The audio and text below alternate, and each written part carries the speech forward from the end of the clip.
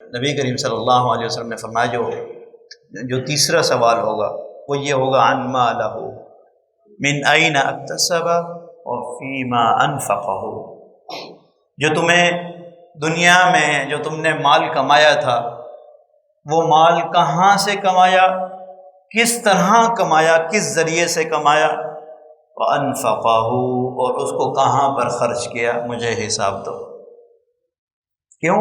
کیونکہ قرآن میں جہاں جہاں اللہ نے مال خرچ کرنے کی بات کی ہے ہمیشہ اللہ جل شانہ یہ آپ کو احساس دلاتے ہیں انفقوا مما رزقناکم، انفقوا مما رزقناکم، تم مال میں سے خرچ کرو، مما رزقناکم جو تم کو میں نے دیا ہے، جو تم کو میں نے عطا کیا ہے، جو میرا دیا ہوا ہے۔ اس لیے اللہ فرمائیں گے تمہیں جو میں نے صلاحیت دی، کس صلاحیت سے تم نے مال کمایا اور کہاں خرچ کیا، مجھے اس کا جواب دو، جواب دو مجھے اس کا۔ اب آپ اپنی کاروبار کی طرف نگاہ کریں، اگر آپ نوکری کرتے ہیں اپنی نوکری کی طرف نگاہ کریں۔ بہت سے احباب ملازمت جب کرتے ہیں تو ملازمت میں وہ بولتے ہیں میں تو وہ ہوں بھائی، ملازم ہوں۔ ملازمت میں یہ یاد رکھیے گا آپ کو جس کام کے لیے رکھا گیا ہے اگر اس کام میں آپ چوری کرتے ہیں، کمی کرتے ہیں اور تنخواہ پوری لیتے ہیں تو اس کا آپ کو جواب دینا پڑے گا۔ یہ آپ تنخواہ غلط لے رہے ہیں، یہ حلال نہیں کر رہے۔ بہت سے علماء کے بارے میں آتا ہے جب وہ پڑھاتے تھے اور جب پڑھانے کے لیے جس دن نہیں آتے تو تنخواہ نہیں لیتے تھے، بہت سی کتابوں میں مذکور ہے۔ اور بہت سے اچھے لوگ دنیا دار بھی موجود ہیں، بہت سے ڈاکٹر ایسے جو فیس نہیں لیتے، بہت سے انجینئر ایسے ہیں جو اپنا کام کرتے ہیں، مساجد کے نقشے بناتے ہیں، بہت سے کرتے ہیں، اپنی فیس نہیں لیتے، وہ ان کا ایک نیکی ہے، ایک ان کا عمل ہے، وہ ان کی آخرت کے لیے جمع ہو رہا ہے۔ مگر آپ یہ سب چیز یہ حیثیت رکھتے ہوئے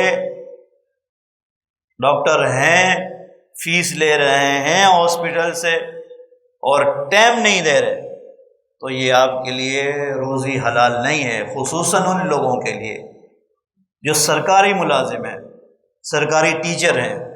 بہت سے ٹیچروں کے بارے میں آپ نے سنا ہوگا، اخباریں بھری ہوئی، میڈیا بھرا ہوا، ٹیچر ہیں کبھی اسکول میں پڑھانے نہیں گیا مگر تنخواہ لگی ہوئی ہے، سارا سال گزر گیا ٹیچر کبھی پڑھانے نہیں گیا اسکول، سرکاری ملازم ہے، لگا ہوا ہے سفارشوں سے، معذرت کے ساتھ وہ رزق، وہ ملنے والی رقم حلال نہیں ہے، حرام ہے، اس کا جواب دینا پڑے گا،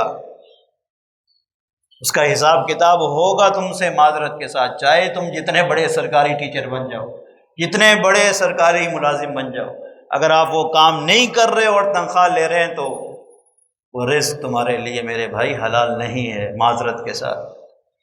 اسی طرح کوئی بھی انسان کہیں بھی ملازمت کرتا ہے، اس کو جس کام کے لیے رکھا گیا ہے اگر وہ اس میں جان بوجھ کر چوری کر رہا ہے، ہاں اجازت لے لے، بیمار ہے چھٹی لے لے، ایک وہ طریقہ ہے، ایک اصول ہے، ضابطہ ہے، نظام ہے، کمپنی نے بنایا ہے، چھٹیاں ہیں سال کی، چلو ٹھیک ہے، وہ ایکسٹرا بونس دے رہے ہیں، ٹھیک ہے، وہ سب باتیں ٹھیک ہے۔ اگر جان بوجھ کر آپ وہ عمل نہیں کر رہے جس کے لیے آپ کو رکھا گیا ہے اور آپ پھر اس سے تنخواہ لے رہے ہیں تو وہ آپ کے لیے حلال نہیں ہے، عیب دار چیز بنا رہے ہیں، اسے چھپا چھپا کر بیچ رہے ہیں، اس کا پروفٹ آ رہا ہے، آپ کے لیے حلال نہیں ہے۔ تو خدا را نبی اکرم صلی اللہ علیہ وسلم کی وہ نصیحت کہ اللہ جل شانہ سوال کریں گے ہر ایک شخص سے تک کہ تم نے مال دنیا میں کیسے کمایا اور کہاں خرچ کیا، انفقہ ہو، تم مجھے اس کا حساب دو۔ چوتھی چیز، تم یہ بتاؤ جو تمہیں صحت دی تھی، تمہیں جسم دیا تھا، وہ صحت تم نے کہاں خرچ کی۔ اور ایک حدیث میں الفاظ آتا ہے جو قرآن میں بھی ہے، ثم لتسألن یومئذ عن النعیم، جو اللہ فرمائیں گے جو تمہیں میں نے نعمتیں دی تھیں ان نعمتوں کا کہاں استعمال کیا، ان نعمتوں کا کہاں استعمال کیا، مجھے جواب دو۔ ان نعمتوں میں پھر لمبی ایک فہرست ہے کہ کیا کیا نعمت، ساری اللہ کی نعمتیں، وہیں تو نعمت اللہ لا تحصوها، اب میں کیا کیا گنا کے آپ کے سناؤں کہ قرآن نے ہی کہہ دیا کہ تم اللہ کی نعمتوں کو شمار نہیں کر سکتے۔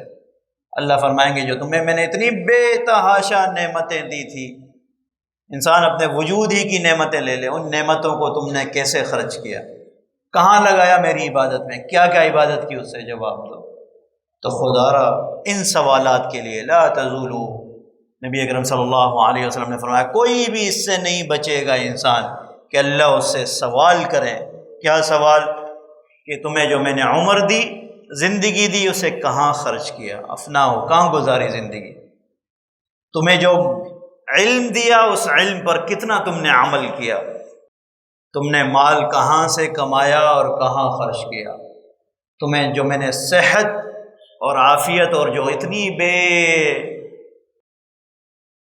پناہ نعمتوں سے نوازا، ان نعمتوں کے استعمال کے بعد ان نعمتوں کے استعمال میں تم نے کیا ایسا نیکی والے عمل کیے جس سے میں راضی ہو جاؤں؟